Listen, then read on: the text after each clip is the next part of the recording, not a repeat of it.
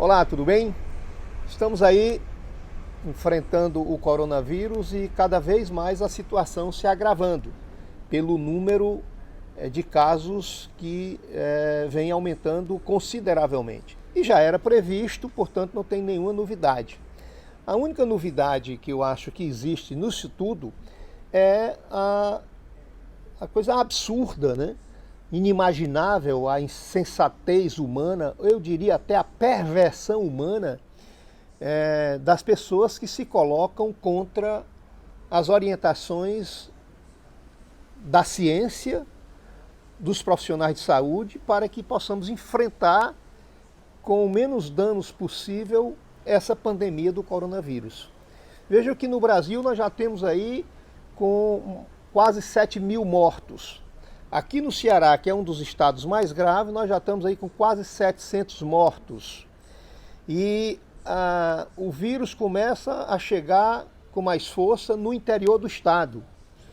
Eu vi ontem notícia lá da minha cidade natal, da minha querida Boa Viagem, que nós já tivemos lá 3 casos de óbitos e com algumas pessoas já sendo infectadas. Inclusive a prefeita do município, a senhora Aline Vieira, que foi infectada.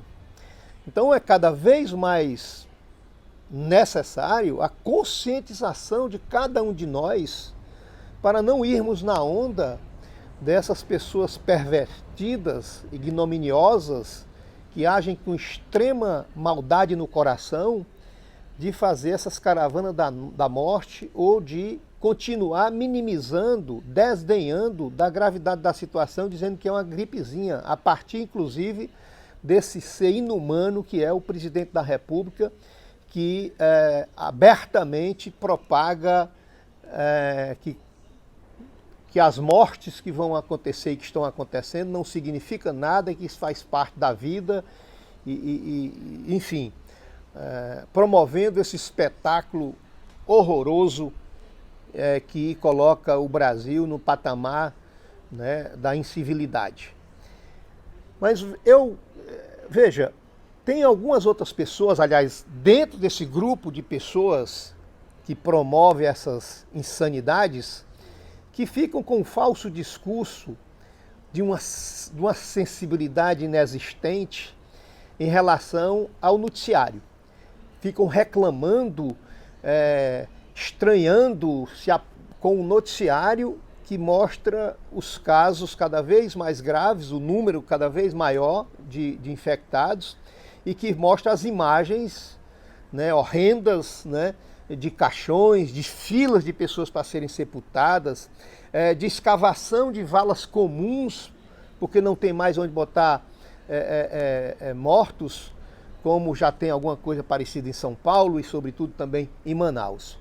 Mas esses são os falsos cristãos, é uma falsa sensibilidade, porque vejam bem, se o noticiário sendo colocando dramaticamente a situação, essas pessoas insanas fazem esse tipo de discurso, agora você imagine se não tivesse saindo essas notícias, se não tivessem saindo essas imagens, aí é que eles iriam dizer mesmo que não está acontecendo nada, que isso é uma fantasia, que isso é uma mentira, que não está havendo essas mortes, esse exagero, como eles dizem. Então imagina se não tivesse saindo essas notícias. Isso me faz lembrar, inclusive, o que aconteceu em 1901, aqui no Ceará. O Rodolfo Teófilo, na sua luta tenaz para salvar vidas com o surto de varíola que tinha aqui no estado do Ceará e sobretudo em Fortaleza, dizimando a população.